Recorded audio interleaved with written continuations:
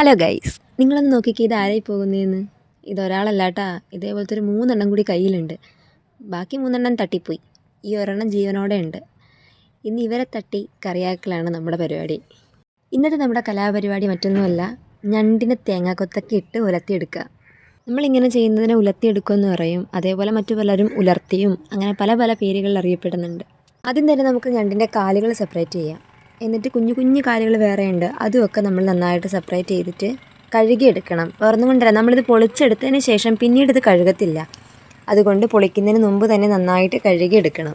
നന്നായി കഴുകിയതിന് ശേഷം ഞണ്ട് പൊളിച്ചെടുക്കലാണ് അടുത്ത ദൗത്യം. ഞണ്ടിൻ്റെ തോടാണ് നമ്മൾ പൊളിച്ച് മാറ്റുന്നത്. അതിനുശേഷം ഞണ്ടിൽ നമുക്ക് വേണ്ടാത്ത കുറച്ച് ഭാഗങ്ങളുണ്ടല്ലോ, അതങ്ങ് നീക്കം ചെയ്യുക. പിന്നെ അത് ഒടിച്ചൊടിച്ച് കുഞ്ഞു കുഞ്ഞു പീസാക്കുക. കൈകൊണ്ട് ചെയ്യാൻ പറ്റുമെങ്കിൽ അങ്ങനെ ചെയ്യുക, ഇല്ലെങ്കിൽ കത്തിയോ കത്രികയോ ഉപയോഗിച്ച് നമുക്ക് കുഞ്ഞു കുഞ്ഞു പീസുകളാക്കാം. ഇപ്പോൾ ഈ കാണുന്ന ഞണ്ടാണ് കിട്ടിയതിൽ ഇച്ചിരിയെങ്കിലും മുഴുത്തൊരു ഞണ്ടുള്ളത്. ആ ഞണ്ട് പൊളിക്കുമ്പോൾ നമുക്ക് ശ്രദ്ധിക്കാം, അതിലൊരു ഓറഞ്ച് കളറിലൊരു ഭാഗം കാണും. അതിനെ നമ്മൾ ഞണ്ടിൻ്റെ പൊന്ന് എന്നാണ് പറയുന്നത്. അത് നമ്മൾ കറിയൊക്കെ ആക്കിക്കഴിഞ്ഞ് കഴിക്കാൻ എടുക്കുമ്പോൾ ഒരു പ്രത്യേക ടേസ്റ്റാണ് കേട്ടോ അതിന്. ഈ ഞണ്ടിനെ ഇവിടെ എൻ്റെ അച്ഛനും ബിനുചേട്ടനും കൂടി പിടിച്ചതാണ്. പൊതുവേ നമ്മൾ മാർക്കറ്റിൽ നിന്നോ മറ്റും ഞണ്ടിനെ മേടിക്കുമ്പോൾ ഇത്തരം പൊന്നുള്ള ഞണ്ടിന് നല്ല റേറ്റാണ്. അങ്ങനെ ഞണ്ടൊക്കെ പൊളിച്ച് കഴിഞ്ഞ് ഇനി അടുത്തത് ഞണ്ടിൻ്റെ കാലാണ്. ഞണ്ടിൻ്റെ കാലെന്ന് പറയുമ്പോഴത്തേക്കും ജീവനോടെ കൊണ്ടുവരുന്ന ടൈമിൽ തന്നെ നമ്മളതിനെ ക്ലീനാക്കാൻ എടുക്കുകയാണെങ്കിൽ നല്ല ചൂട് വെള്ളത്തിൽ ഒഴിച്ചതിന് ശേഷം കാല് പൊട്ടിച്ചെടുക്കാൻ പറ്റുള്ളൂ. ഇതിപ്പോൾ ഇന്നലെ കിട്ടിയത് കൊണ്ട് ഫ്രിഡ്ജിൽ വെച്ചിരിക്കുകയായിരുന്നു, അതുകൊണ്ട് തന്നെ നമുക്ക് ചൂടുവെള്ളം ഒഴിക്കാതെ പൊട്ടിച്ചെടുക്കാം. ഇനി ഇതിന് വേണ്ട ഇൻഗ്രീഡിയൻസ് ആണ് പറയുന്നത്. സവോള, പച്ചമുളക്, ഇഞ്ചി, വെളുത്തുള്ളി, കുരുമുളക് പൊടി, ഇതൊക്കെയാണ് ഇതിന് വേണ്ടിയിട്ടുള്ള മെയിൻ ഘടകങ്ങൾ. സവോള ചെറുതാക്കി അരിഞ്ഞതും പച്ചമുളകും ഇഞ്ചിയും വെളുത്തുള്ളിയും നമ്മൾ വേവിക്കാൻ വെക്കുന്നതിന് മുമ്പ് തന്നെ കൂടെ ചേർക്കും. കൂടെ അതിനാവശ്യമായിട്ടുള്ള മഞ്ഞൾപ്പൊടിയും മുളക് പൊടിയും ഉപ്പും ഇടും.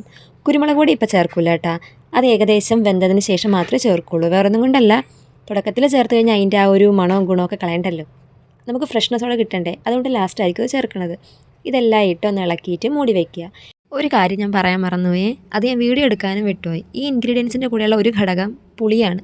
കുടംപുളി കൂടി ചേർക്കാൻ മറക്കല്ലേ. ഇടയ്ക്കിടയ്ക്ക് വന്നൊന്ന് ഇളക്കി കൊടുക്കുക.